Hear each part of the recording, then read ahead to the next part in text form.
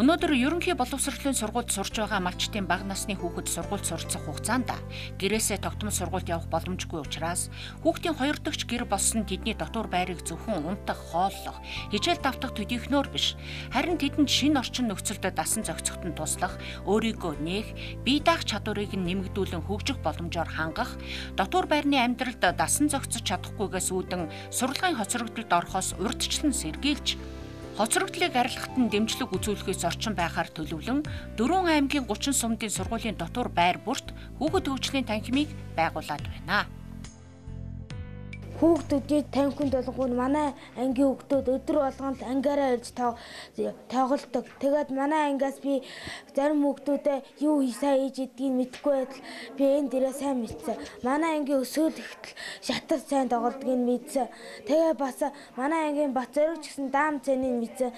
Тэгээд манай ангийн эдэн хүүхдүүд шатрын тэмцээнд дараа төрүүлсэн. Тэгээд багш та нөгөө сайн байна гэж магтсан. За тэгээд энэ танхим маань байгуулагдсанаар хүүхдүүд маань одоо энэ танхимдаа дур сонирхолтой. За энд орж ирж хичээлээ хийн.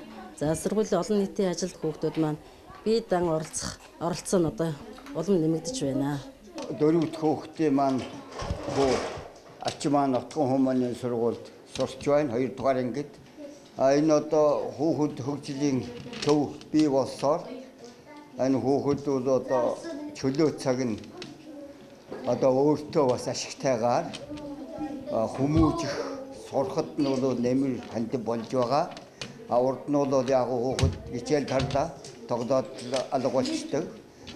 Ийм л байлаа. Одоо энэ хүүхэд хөгжлийн төв бий болсон. Бид бол одоо эцэг их бидний санаа зовхгүй. Хичээлийн даалгаврыг хийлгэж тэгээд энд л одоо тоглож ярьж хүмүүжиж байгаа. Урд өмнө манай дотор байр хүүхдүүд нэг хоолоо идэх, хичээлдээ явдаг, даалгавраа хийдэг, унтдаг, хойрт ажиллаа хийдэг, ийм л нэг хэвийн үйл ажиллагаатай байсан бол энэ хүүхэд хөгжлийн танхимтай баснаар хүүхэд хөгжлийн танхимд маань ямар үйл ажиллагаа явуулж байна, ямар шинэ тоглоом сурах уу, багш маань юу зохио, бид хамсарч багштайгаа юу бүтээх үү гэж сонирхож өөрийгөө бие авахын чадварт сайжирсан. Хүүхэд бүхэн өөр өөрийн ертөнцтэй. ертөнцийн наран ганцхан байдагч хүүхэд бүрт өөр өөрийн наран мандаж байдаг. Энэ үед хүүхдийн хөгжилд зориулсан бүхэн түүнд насан туршид нь тодор хадгалагдсан үлдэх учраас амьдрах сурах орчныг цаг хугацаанд нь зөв бүрдүүлэх нь асар хариуцлагатай ажил билээ. Тиймээс малчтын хүүхдийн сургуульд хамрагдалтыг нэмэгдүүлэх, тэдэнд боловсрол олгоход ерөнхий боловсролын сургуулийн дотор байрны хүүхэд хөгжлийн танхимын гүйцэтгэж байгаа үүрэг их юм. Энэхүү хичээлийн бус цагийн нэмэлт хөтөлбөрийн үр шимийг дотор байр болон айлд амьдардаг бага ангийн 4600 хүүхэд хүртээд байна. За би ч олон жилийн хүүхдүүдтэйгээ бужигнаас сурцсан болохоор эхний үед бол тэтгэврт гарсны дараа хийх юм олдохгүй. За одоо ингээд 1:30 болохын үед чинь нэг юм мартагчаад байгаа юм шиг санагдаад л ингээд гэгэлзээд л байдаг байсан. Гэтэл одоо энэ хүүхд хөгжлийн төвд манай багш нар ирж ажиллаач гэгээд ажилласнаас хойш би бас яг л одоо буцаад ажилдаа орсон юм шиг сайхан санагдж байгаа надад. Энэ маань бол одоо нэгдүгээр багш нартаа бас дэм болж ийн гэж боддог. Хоёрдугаарт би бас өөрийнхөө нөгөө хийж сурсан, дадад сурсан ажлаа хийгээд надад бас сайхан байдаг.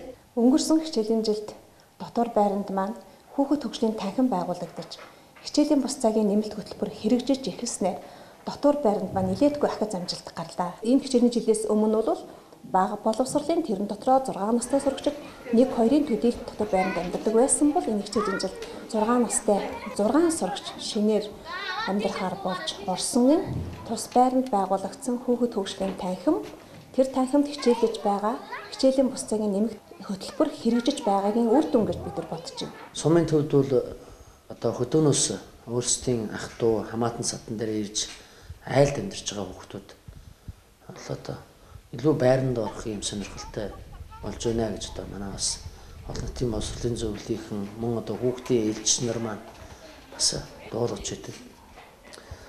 Мөн одоо мэдээж одоо энэ үйл ажиллагаа, ийм сайхан үйл ажиллагаанд сум орнотын зүгээс тодорхой хэмжээний ус дэмжлэг туслалцаа үзүүлэхийг бид хичээж ажиллаж байгаа.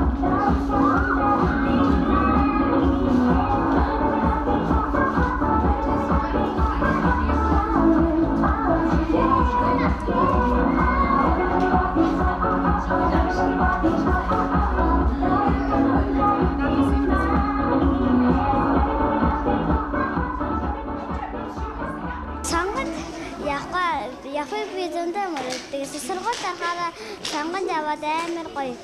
Бас хөгжилтэй олон найзтай болохоор дүүнэртэй дээр бүжиг зааж өгөөд амар гоё хөгжилтэй нэ. Эмээдээ тусалд гэрийнхээ ажлыг хийдэг байсан. Ус зөөж чаддаггүйсэн. Тэгээд тэквондод хичээллээд тэгээд дугуй унаад булчмаа сайжраа. Тэгээд чадaltaй болоод усаа зөөдөг байсан. Эмээ одоо гэрийнхээ бүх ажлыг хийж чаддаг байсан юм чи одоо ээж авдаа ч гэсэн тусалж байгаарэ гэсэн. Надтай хамт дугуйнж тоглодог байсан найзууд маань бүгд надтай хамт сонгонд орсон. Зарим нь уран уншлаг, даам тэгээд тэквондо эдэрт орсон.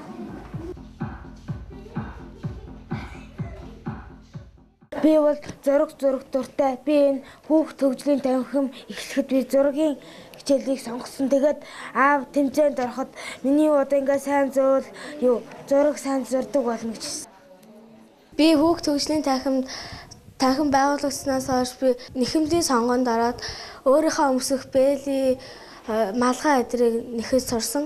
Би өнөөдөр охиноо эргэж ирсэн. Тэгсэн чинь миний охин өвлийн, бэли, малгай, амьстэйгээ бөхөө юм ингээд нэхэж гатгсан байна.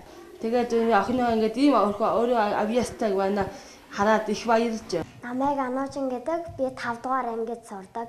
Өнгөрсөн хичээлийн жилээс эхэлж энэ цаасан урлалт сонгонд хамрагдсан. Тэгээд манай энэ цаасан урлалт сонгон маань календар ашиглаж энэ ширээний ном хийсэн байгаа. Энэ болохоор цаасан шигтгэмэл, цаасан нугалмайгаар малгай, цамц. Энэ болохоор янз бүрийн нугалмай хайжлбараар ашиглаж юм тугалны нухай юмгээд хажууд нь юм дөрвөн мөрчлөлийг зохиосон. Монгол улсад хүн хөгжлийн оргилд хүрэх зам бол боловсрал. Тэгвэл Монголын аслагдсан хөдөөгийн 30 сумыг 5-10 насны 7500 орчим хүүхдийн боловсролын үр дүнг сайжруулахад аслагдсан хөдөөгийн малчдын хүүхдүүдийн бага боловсролын үр дүнг сайжруулахын төслийн 3 зорилтын нэг болох гэр бүлээсээ хол болон дотуур байранд амьдарч байгаа бага ангийн хүүхдүүдэд туслан хичээлийн бус цагийн нэмэлт үйл ажиллагаанд бага ангийн хүүхдүүдийг татан оролцуулж сургуулийн дотуур байранд хүүхдэд ээлтэй орчин бүрдүүлэхэд хүчин зүтгэж байгаа бүх хүмүүст Монголын ирээдүй болсон үр хүүхдүүдийнхээ өмнөөс ариун цагаан үлсдэд нь амжилт хүсэж сайн эрүүлэг өргөн энэхүү танилцуулга өндөрлөж байна.